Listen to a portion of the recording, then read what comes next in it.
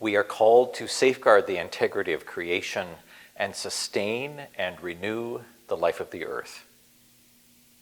Since the beginning of September, churches around the diocese, across the country, and throughout the world have been focused upon the season of creation.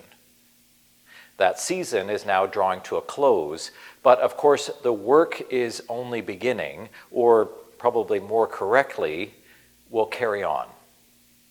Our attention focused upon the planet, the environment, the ecology, the world that God made will not ever come to an end, especially as we concentrate on this climate emergency and climate turmoil. As we reflect upon our baptismal promises, Pope Francis said recently, despite all attempts to deny, conceal, gloss over, or relativize the issue, the signs of climate change are here and increasingly evident. No one can ignore the fact that in recent years we have witnessed extreme weather phenomena, frequent periods of unusual heat, drought, and other cries of protest on the part of the earth that are only a few palpable expressions of a silent disease that affects everyone. In the United States, just recently, a group of youth were attempting to sue their federal government because, as this group states, it violated their constitutional rights by failing to curb the use of fossil fuels. There is much concern and there is much to consider. This season of creation was intended to draw our attention towards this climate emergency, to increase our awareness, and not simply now return to things as they were.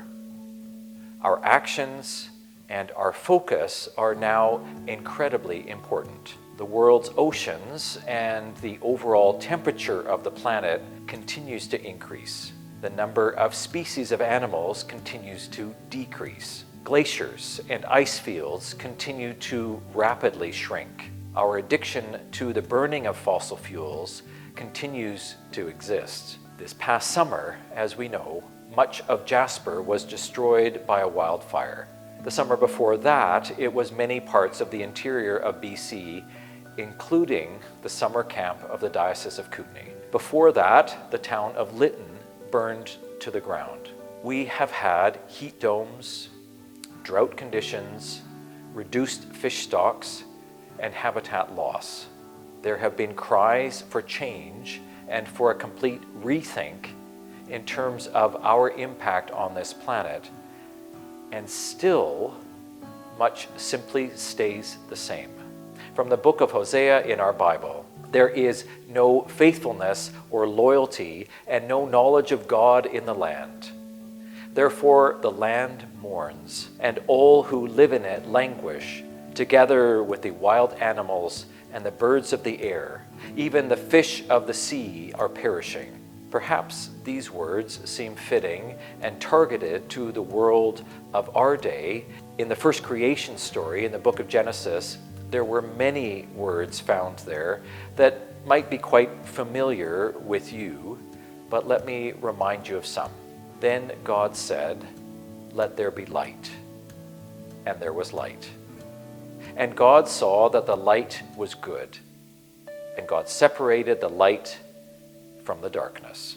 Our role, it seems to me, is to pay attention to the light, that it will lead us to what is good. But too often the darkness catches more of our attention. It feels a bit more like that with the creation and climate emergency. We lose sight of the light, the hope, the justice, the compassion, the care, the stewardship, the ecology, and our part within it. The darkness takes our attention too often.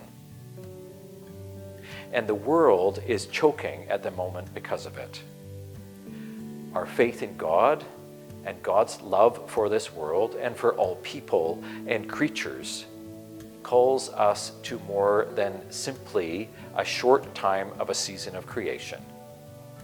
We are called to pay attention to how we walk on the earth and how we live compassionately instead of seeing only to plunder and to destroy. Our faith in Jesus Christ calls us to be the blessed meek of the world, not simply seeking all that we can take, but to look around and observe the impact we are having. To look around and see that our world needs our compassion, not our greed. To pay attention to what is at the core of life, and it is not our inattention to justice. To pay attention to how we safeguard the integrity of creation. Mary Oliver wrote the poem Praying. Listen to where the words might take you. It doesn't have to be the blue iris. It could be weeds in a vacant lot or a few small stones. Just pay attention. Then patch a few words together and don't try to make them elaborate. This isn't a contest, but the doorway into thanks and a silence in which another voice may speak. May we listen for that voice and heed the call of that same voice, that we may see the light anew.